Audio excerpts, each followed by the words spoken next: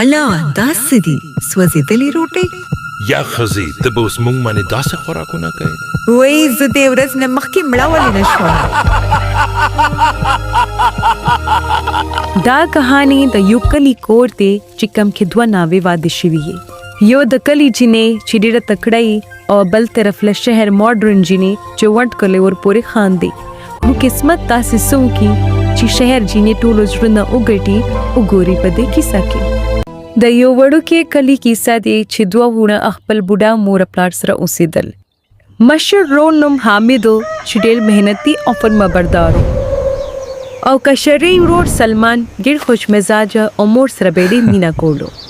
کله چې ودونو ټیم رالو نو کورنۍ دواړو هلکانو د پرنجینۍ کې ککل شروع کړه. وای دا وګوره خورې څنګه ښکلې جینۍ مې پیدا کړه. دا به مونږ حامد ته پره ډېره ښایي. ارې واه دا خو څه مهول د هور خوښه مې ده ډېره. حامد ته پر هغه ګلمینه خوښه کړه. د کلي ډېره شرمناکه او ښه جینۍ وه. سترګې به یې لاندې ساتلې او چې کله به هم ملمان راتل هغه به خدمت کې مشغوله شوه. جی دا ګرمه چای اسکے. ډېره مهرباني لورې. د حامد مور اکثر په فخر باندې ګلمینې لبوي. زمونږ کور خو به ډېر بختوري چې داسې ادبداره جینۍ به زمونږ لور جوړیږي. او بالکل داسې خبره ده. او بل طرف له شهر ماډرن جینۍ مهنور یې سلمان له خوښه کړه. مهنور په شهر کې ښه تعلیم حاصل کړی و او په کلي رواجونو باندې هیڅ نه پوهېده.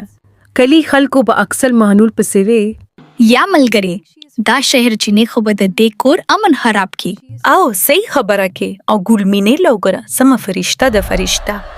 کلي کې د دواړو وروڼو واده تیاریانې په دھوم دھام سره شروع شي.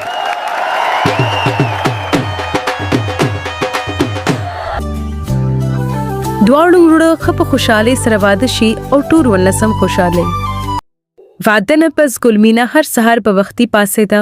ټول کور والو خدمت به یې کولو او خواښې او سخر دواړه ترې ډېر خوشحاله وو. زمونږ په انګور باندې خو دې آفرین یې ټول کور یې راتلو سره راغونډ کو. او واقعي سره مونږ خو ډېر خوش قسمته یو. خو بل طرف له مهنور له ډېر مشکلاتو ړومبې روټۍ یې کاڼي په شانتې سخته وه او کلي ټول خلک ورپورې سم ډېر خاندل. کشر تربوران به هم مهنور پورې سمې ټوکې کولې او ورپورې خاندل به یې. دا د کومه نقشه جوړه کړه لورې؟ دا خو مونږ نه خورو، مونږ ماړه یو، دا تو خوره. وای دې جینۍ خو مونږ په شرمونه باندې وشرمولو. یا الله خیر. مهنور نه به اکثر کله وریجې سوځېدلې وې او ټول کور به یې لوګې کړی و. وای خدایا دا خور نه ټولې اوس وځېدلې اوس په څه کومه. او باز اوقات په یې په کټوې کې مالګې په ځای چینی به یې واچوله. دواړه سخور او خواښې ډېر تنګ راغلي وو او ټول کور والو په سم ورپورې خاندل. یاخ تو ته بېله کټوې وې، دا خو تشه چیني ده. زه نه خورمه، ځانونه له سم ښځې جوړې کړي. بیچاره مهنور زړه نه ډېره صفا وه. خفګان نه به پوره شپه جړ به یې او ویښه به وه.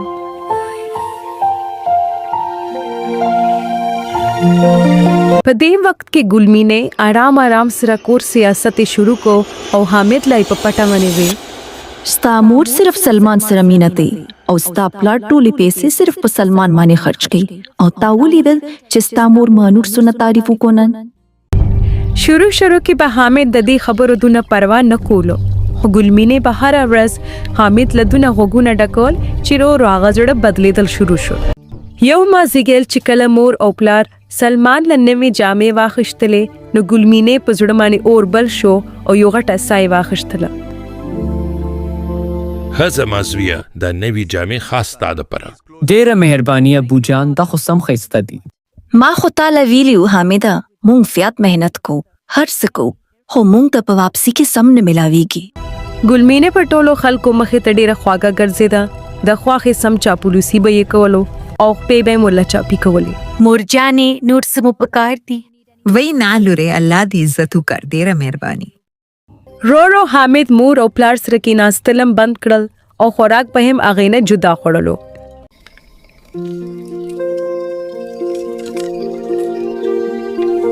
رو کور کې حامد جګړې هم شروع کړې او کور کې هیڅ سکون پاته نشو. آخر کې ګلمینې حامد له ووی حامده زما خبره واوره. مونږ به جدا اوسېږو مونږ ته جلا کور پکار دی. مور او پلار چې دا خبره واوري نو ډیر زیات غوسه او پریشان شي. ډېر معذرت سره مورې خو اوس مونږ ته جدا کېدل پکار دی. ستانه ما دا ګمان نو ګلمینه تا نه ما ډېر ښه امید لرلو. څو هفتو کې حامد خپل کډه اوچته کړه او خپل کور نه روانه شو. بوډا مور پلار یې سخت خپه و. دواړه بوډا مور پلار په کور صحن کې خاموشي سره چپ چاپ ناستو او ډیر زیات خپه و.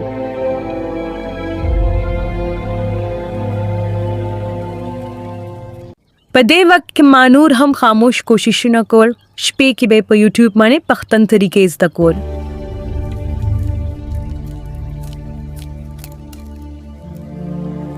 مهنور په اکثر ګوندیانو کرم تلا او د پښتن طریقې هغه خزونه به مزده کول. دیو زل به هغه نه سیزونه اوس وزیدل کله به چې سبزیانې کټ کولې ولاسونه به زخمی شول خو هغه په خپل همت هیڅ چته نه پرې خودو.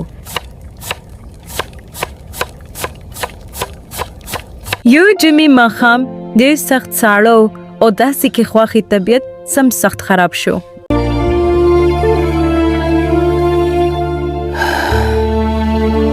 مهنورم خپل ذمہداریانو باندې خپوي شو.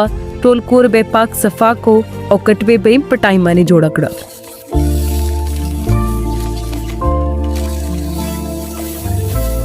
مهنورم خپل خواخه زړه نه مور ګړله او په ټایم باندې دویانې به مرکولې.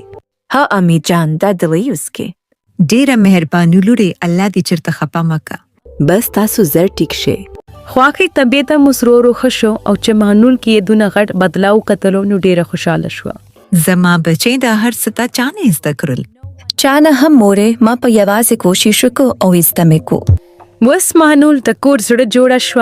غلطیانې باغې نه وسم کله وشوي خو هغه زړه نه صفا وه.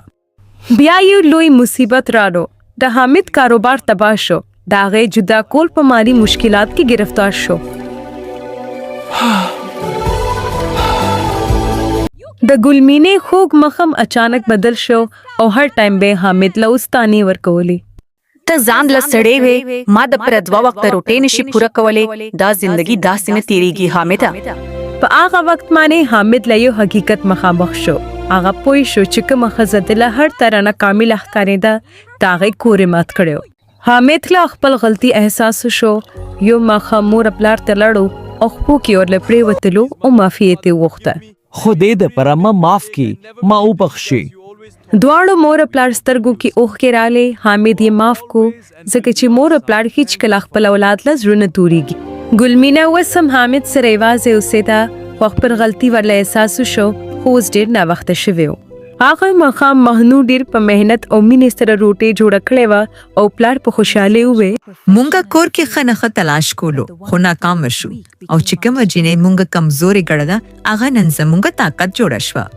او داسې ټول کورنۍ راغونډ شوه او مینه او اتفاق سره په خوشحالۍ ژوند یې تېرولو. هانو ماشومانو دې کهانی نه مونږ ته دا سبق ملاویږي چې نیک اخلاق همیشه په ظاهر کې نه معلومیږي. کورنۍ همیشه په صبر، رښتیا، صداقت او مهنت باندې قائم پاتې کیږي نه کې ظاهري شکر او نمایش باندې. Like, share and subscribe and don't forget to press the bell icon for more interesting stories. Thank you.